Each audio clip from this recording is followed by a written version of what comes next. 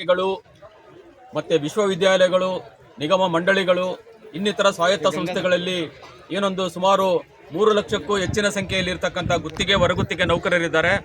ಆ ಒಂದು ನೌಕರರ ಸೇವೆಯನ್ನು ಕಾಯಂಗೊಳಿಸಬೇಕು ಮತ್ತು ಅವರನ್ನು ಸೇವಾ ಭದ್ರತೆಯನ್ನು ಒದಗಿಸಬೇಕಂತೇಳಿ ಆಗ್ರಹಿಸಿ ಇವತ್ತು AIUTUC all India United trade union centre ರಾಜ್ಯ ಸಮಿತಿಯಿಂದ AIUTUC ರಾಜ್ಯ ಸಮಿತಿಯಿಂದ ಬೃಹತ್ ಈ ಒಂದು ಬೆಳಗಾವಿ ಚಲೋ ಹಮ್ಮಿಕೊಂಡಿದ್ದೀವಿ.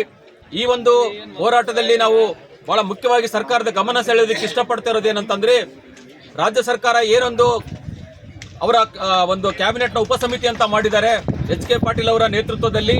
ಆ ಉಪಸಮಿತಿಯಿಂದ ಏನು ಪ್ರಸ್ತಾವನೆಗಳು ಸರ್ಕಾರಕ್ಕೆ ಹೋಗ್ತಾ ಇದ್ದಾವೆ, ಅದು ನಮಗೆ ಇವತ್ತು ಒಂದು ಕಡೆ ಗುತ್ತಿಗೆ ಪದ್ಧತಿಯನ್ನು ನಿರ್ಮೂಲನೆ ಮಾಡ್ತೀವಿ ಅನ್ನೋದಕ್ಕೋಸ್ಕರ ಬಹಳ ಸಂತೋಷದ ವಿಷಯ, ಅದು ಸ್ವಾಗತಾರ್ಹವಾಗಿದೆ. ಆದರೆ ಈಗಿರ್ತಕ್ಕಂಥ ಗುತ್ತಿಗೆ ನೌಕರರು ಯಾರಿದ್ದಾರೆ, ಸುಮಾರು 3.5 ಲಕ್ಷಕ್ಕೂ ಹೆಚ್ಚಿನ ಜನ ಗುತ್ತಿಗೆ ನೌಕರರು, ಹೊರಗುತ್ತಿಗೆ ನೌಕರರು, ಅವರ ಸೇವೆಗೆ ಸಂಬಂಧಪಟ್ಟಂತೆ ಸರ್ಕಾರದಲ್ಲಿ ಸಾಕಷ್ಟು ಗೊಂದಲದ ಹೇಳಿಕೆಗಳು ಬರ್ತಾ ಇದ್ದಾವೆ, ನಿಲುವುಗಳು ಬರ್ತಾ ಇದೆ. ಮತ್ತು ಇದೇ ಅಧಿವೇಶನದಲ್ಲಿ ಅಂತ ಒಂದು ಗೊಂದಲಕಾರಿಯಾದಂಥ ಒಂದು ಇದನ್ನ ಅವರು ಮಂಡಿಸೋದು ಹೊರಟಿದ್ದಾರೆ, ಒಂದು ಮಸೂದೆಯನ್ನ. ಅದನ್ನ ಕೈ ಬಿಡಬೇಕು ಮತ್ತು ಕಾರ್ಮಿಕರ ಪರವಾಗಿ ಇವರೆಲ್ಲರನ್ನು ಕಾಯಂಗೊಳಿಸೋದ ರೀತಿಯಲ್ಲೇನೆ ಅವರು ನಿಯಮಗಳನ್ನು ರೂಪಿಸಬೇಕಂತ ಹೇಳಿ ನಾವಿವತ್ತು ಆಗ್ರಹಿಸಿ ಈ ಒಂದು ಹೋರಾಟನ ಹಮ್ಮಿಕೊಂಡಿದ್ದೀವಿ. ರಾಜ್ಯದ 31 ಜಿಲ್ಲೆಗಳಿಂದ ಬೇರೆ ಬೇರೆ ಇಲಾಖೆಗಳು, ಎಲ್ಲ ಇಲಾಖೆಗಳಿಂದ ಮತ್ತು ಎಲ್ಲ ನಿಗಮ ಮಂಡಳಿಗಳು ಮತ್ತು ನೀರಾವರಿ ಇಲಾಖೆ, ಎಲ್ಲ ಇಲಾಖೆಗಳಿಂದ ಇಲ್ಲಿ ಕಾರ್ಮಿಕರು ಬಂದಿದ್ದಾರೆ, ಇನ್ನೂ ಬರ್ತಾನೆ ಇದ್ದಾರೆ.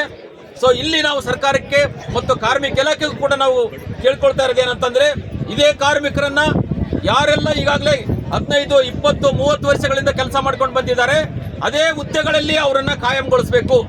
ಯಾವುದೇ ರೀತಿಯಾದಂಥ ಸರ್ಕಾರ ಇನ್ಯಾವುದೇ ನಮ್ಗೆ ಕೃಪಾಂಕ ಕೊಡ್ತೀವಿ, ವಯೋಮಿತಿ ಇದು ಕೊಡ್ತೀವಿ, ನೀವು ಮತ್ತೆ ಪರೀಕ್ಷೆಗಳನ್ನು ಬರೀರಿ, ಬೇರೆ ಸ್ಪರ್ಧಿಗಳ ಜೊತೆ ಸ್ಪರ್ಧೆಗಳನ್ನು ಮಾಡ್ರಿ ಅನ್ನೋ ಯಾವ ನಿಬಂಧನೆಗಳು ಇಲ್ಲದೇನೆ ಕಳೆದ 2-3 ದಶಕಗಳಿಂದ ಕೆಲಸ ಮಾಡತಕ್ಕಂಥ ಎಲ್ಲ ಗುತ್ತಿಗೆ ನೌಕರರನ್ನ ಅದೇ ಹುದ್ದೆಗಳಲ್ಲಿ ಅವ್ರನ್ನ ಕಾಯಂಗೊಳಿಸಬೇಕಂತೇಳಿ ನಾವು ಈ ಸಂದರ್ಭದಲ್ಲಿ ಸರ್ಕಾರವನ್ನು ಆಗ್ರಹಿಸ್ತಾ ಇದ್ದೀವಿ.